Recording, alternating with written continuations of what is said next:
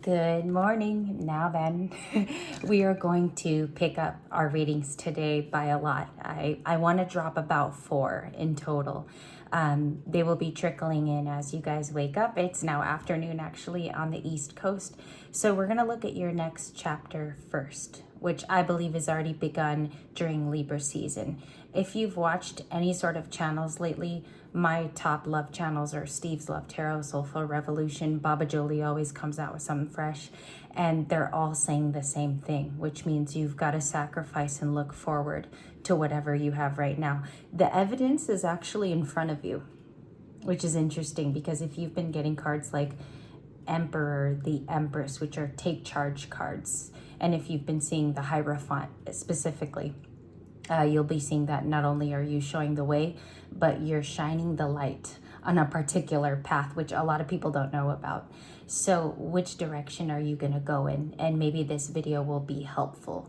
So I don't know, just for fun, I do want to use the energy oracle, but I want to check here, Libras, if I have anything out of place, because I know there's other cards that have stayed in here from me not cleaning up well, but anyways, now then, let's get into it. Let's see what we have for today. Only popper outers. Thank you. The first message, sacrifice. There you go. That's the first card that I was thinking about this morning as I sat down to read for all of you. Our readings ended yesterday on a really positive note. If you even watch no communication, which is no talking with your SP at all, your specific person, what's interesting about that video is that no communication still ended up very positive. Okay, it ended up with the single person thinking for themselves as a chariot. So you could have had to sacrifice a particular job, a person, a friendship for you to be happy. Did the cost also outweigh what you ended up getting? For many of us, we're going to say yes. Next card, which is popping out, total disruption. This is the total disruption card. It's actually it's the tower in tarot. Okay, it's equative to the tower card. So there is a shocking news, which I think is happy due to the rainbow being here. I also think you knew it. It was going to be news that was going to eventually come in, and it is the breakthrough, actually living in your 5D life, or 3D life, excuse me. So let's see what else we have here. Let's see what else. We have overcoming deception and envy, or perhaps you pinpointed. Some of you told me in the comments you felt projection energy all week, even if it was your birthday. So what's interesting is you're able to spot how this has crept back into your life, or how this karmic cycle has performed itself in your life. Number 7 there. Let's continue. I told you guys there's other cards, so let me shuffle it real quick. And that one's from the Animal Oracle. If you're wondering, it is the Badger card. It says, bring your life into balance. We'll take it. I mean, I think all cards are signs. What's funny about this is even the little mistakes when you do a reading, when you pull and the cards have been mixed up, I find is still a message at the end of the day. So bring your life into balance. Some of this could be forming right now. You could be seeing that relationships are self-fixing, or they're fixing themselves in the moment, or you're forgiving someone and you're not as hurt as you were before. This is a Libra card. It even has balance in there. So let's check it out a little bit more. What are the lessons that we've just learned? What are the lessons that we've just learned walking through the portal? Thank you. We got one. We have temptation. Okay, so this is Capricorn. This is a Capricornian card. It is also the devil. And we're learning not to go into temptation anymore. Okay, like the prayer, deliver us from evil, right? So there could have been someone trying to actively hold you back from a dream, goal, idea, or wish. And I know that's a lot to hear. But what's funny is when you take that out of the equation, you realize it was just to tempt you away from the goal, or for you not to have it, or for you not to walk into your new chapter. There's one more thing that you have to do, is what I keep picking up from this set of cards. Let the tower fall. Let the tower fall. And so we have patience. We could be seeing temperance in upcoming readings today, or there could be, I don't know, there's a Sagittarius and a very fiery feeling toward what's coming in. So if the sacrifice is seen all the way through, advice card, we get somewhat of this, patience is returned to us, good karma, your performance in the last few months, doing good deeds, being a good person. That's temperance, because it goes all back into your basket. Okay. Sometimes that looks different from season to season. I notice if there's transits that are very hard, this looks harder to come by. So just kind of let that karma come in for you. Number 14 with temperance. We have the power card. A lot of power recalling has been going back. There's been a lot of calling your power back the last few days as well, because some people try to project or take your energy. It's hard to do that because you feel tugs. So this power card could be that today you realize it's much easier if I just surrender and let it go. Also, you can do this peacefully. You could do cord cutting ceremonies. You could be someone who prays quite often over yourself. Okay. And sorry, I got hair all over my arm there. 11 with balance. And then we're brought back to those 7 of Cups choices. Brought back there. This is a card. It is a 7 too, because they're misnumbered in this deck. But the universe is calling to listen to your intuition. If I kept going. So this card talks about fantasy, perhaps recent confusion, perhaps picking between multiple things you can do, different roads. I wonder if this 7 card actually portends to luck, because overall with 7, it is a lucky number. It's also God's chosen number. So it talks about if you pass this particular test, which for all of us has been hard, you get some form of prosperity.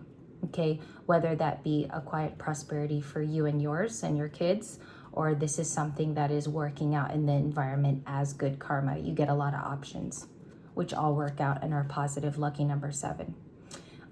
What I immediately saw, I'm going to drop the deck over here. The universe card was 21. And sorry if I'm slow here in the morning. I did not have coffee. So once I get coffee, things are going to get hyper again on the channel. But we do have 7-11 with your 2 cards. I feel like if you go forward today and you think about your happiness, or you think about recent sad times, whichever part of the scale you're on, look up these angel numbers. 7-11 could be helpful, or even Archangel Michael, which is there creating a universal circle. Maybe you've closed out a karmic chapter also with that circle. The other day I started my car and I was in the Starbucks drive-thru. It was not even 2 days ago. And I keep getting several songs and several artists. One is Hall & Oates. That is one on my playlist, but Post Malone kept playing, and there's a certain song that's called Circles that he talks about ending a cycle with a girl that he's just been going out in a loop with. And maybe with her, it ends there. And it's a beautiful goodbye, actually, the whole song, but it's very detailed too. So if you want, go listen to that today. I think it ends with this energy. Lately, I've been kind of transmuting and working with Archangel Raphael, more so the Judgment card myself, but Archangel Michael wants to be here today, and to me, he's the most powerful of all of the angels. So if you have any questions about the Oracle, you may ask me. I do have a lot of knowledge on what I just showed you. Alrighty, so let's get into it, the next chapter. Excuse me. Okay, let's see what's going on for the Libra. This one was saged yesterday, so it should have nice answers for us. And I did pray using this deck. So now then, let's get started. My Librianos. Empress. She's the first card if you saw that peachiness. Okay, 9 of Pentacles. King of Wands. Why is the 9 back here again? That's interesting. I get a couple of things. 9 of Pentacles is productivity that you lease to your own life. You work hard, you're very patient naturally, but you also make money. Practically the 9 of Pentacles. I'm going to put it in the center because I got to clarify a couple things. King of Wands, the Empress. Okay, the King of Wands to me is Leo, but he's also all of the fire signs. And what's interesting is he is a machismo. Also, you know, Steve's Love Tarot talks about him as being, I love Steve so much. He cracks me up on days I'm not having a good day. And so the King of Wands talks about somebody who could be flighty, described as a serial dater in modern tarot. But what I see is somebody with their eye on the prize in your upcoming new chapter. You could even be the King of Wands, masculine or feminine. It depends on how you feel about it, okay, and how it resonates with you spiritually. But I think this is someone with their eye on the prize. King of Wands. The Nine of Pentacles could be that there's good energy around to move today. I take it as an environmental card. It can be useful to work with others and communicate effectively with the Nine of Pentacles. I want to leave it there because I'm going to clarify it. And so the Empress is you. I do take this as the Taurus and Libra position. Also, she made a lot of appearances this week alone. She was probably in 3 or 4 straight up readings on the channel throughout the week. She's important because she stabilizes us in our chart. She's a big part of why our major arcana is Justice and the Empress. So what I remember reading a couple years ago is that the Empress was given to Taurus and Libra for the value system and also for the moral system. A lot of people could be looking at you in this beautiful card. There's palm trees here, which is a sign of eternal life. And there's a conch shell there for her productivity. So we also have that could be you. 2 ways, okay? Interesting that I'm getting something here about working on myself has worked out. Perhaps I've even called in a King of Wands, or I am one, which is really cool that it's these 3 cards. All right, my splits. Knight of Pentacles, the 8 for today, the 6, King of Pentacles. The other one on my other hand is the Moon, the Chariot with Cancer. You could be dealing with water signs too, because they're falling in your other person's spot here. Ace of Swords. Breakthrough. Big breakthrough too. A lot of things could have taken up your time in the recent past, or I also get somebody was shy to communicate to you. That's something else that's also here, wanting to work on it now, but a lot of this is time's up. I have been getting like a time's up in all of our reads. The reciprocalness had a time lapse. Also, the 6 of Pentacles, you could be giving to other situations with this Taurus card. Do we have any other Taurus here? This is Taurus too, 8 of Pentacles, which is about standing up for family, home, hierarchy, which is the Hierophant. And we do have a slow-moving Knight of Pentacles. I think that's the Empress, but it's strategic. Why is that the plan here? Let's ask that. The plan is the 2 of Wands, which is an Aries card. There you go. Full moon energy of next week. Okay, we do have a full moon in Aries. We will have a specific reading on that. And this talks about seeing it before it happens, making the choice because it's clear. Now, some of you have a decision to go on a leftward path to life, and you also have a right path. This is a decisions card. It's about your well-being too. The full moon it's kind of like a selfish moon. It's going to talk about you picking your priorities, you picking your way. But I think you're also going to choose what's healthier for you and what's the more balanced approach. I think in this energy, you're going to be able to see any type of deception, whether that road is not good for you, and also if it's a chariot way too. So just remember some of these. I think the major arcana is important in this reading, not the King of Wands. He's minor. So just look at the major arcana energy. The moon, a lot of things too can be coming in as a mystery or surprise, and you're seeing through the illusions too. Cancer, Pisces. Pisces is very high priestess for me. So if you look too, she kind of looks like a moon goddess high priestess. You're seeing right through the bullshit and you're cutting through it. Excuse me for my French. It's a feisty morning. 8 of Swords. There could be what I think is environmentally, there's restrictions with matrix living people. They are not coming out of it, if you notice. They're choosing to stay in that very Pluto center with the 8 of Swords. I think some people know to awaken, but they're stopping it. If I could say that about maybe friends or coworkers of yours, they're choosing to stay in this 8 of Swords when they can easily unblind themselves and take off the blindfold with that 8 of Swords. Important card. Ace of Wands too, with fiery passion. It could be now with those that have awakened and have accepted their journey for what it is. Okay. Is it passionate? Yes. It could be artsy for some. It could be moving out of a job that's very tiresome, or it's almost like you're running on a hamster wheel is what I keep seeing here. but the Ace of Wands is including that passion in slow amounts. And that could be fun, you know, you can make that fun even if it's small each and every day. And I also think that that's guided. There's something about your angels and God responding to that and taking care of that wish of yours.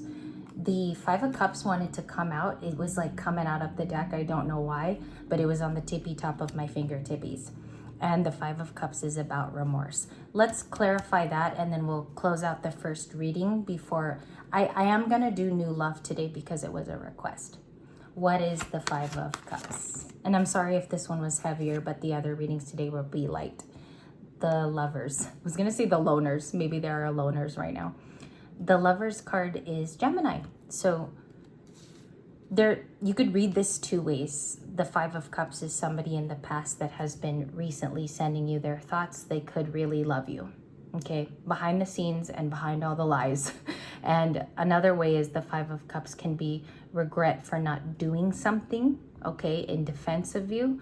And now new love is coming in with that Gemini card. So you could read it two ways. I want to talk about the majority of the channel and what I feel, because also you're a storyteller when you read. I feel like it's the latter. I feel like time's up with the Five of Cups on anyone that was behaving that way. And the Lover's card is about a new generation of feeling that soulmate energy again. It reprises the soulmates. It's pretty strong to say, but I think that's what it is. It's going from this past chapter into the new, and it actually feels more like this card going into new things. Okay, that's why it's scary, because this is an intense card. It's also air. So I hope this made sense, and I hope that it's even a little helpful. I will do birthdays throughout the day, so please don't worry. Don't say you didn't call out my birthday, because I'm going to be doing it throughout the day, and I'm very, very loyal to that, you guys know. So I will see you in the future. We're going to touch on new love. That one's going to be a 4-card spread, but with clarification.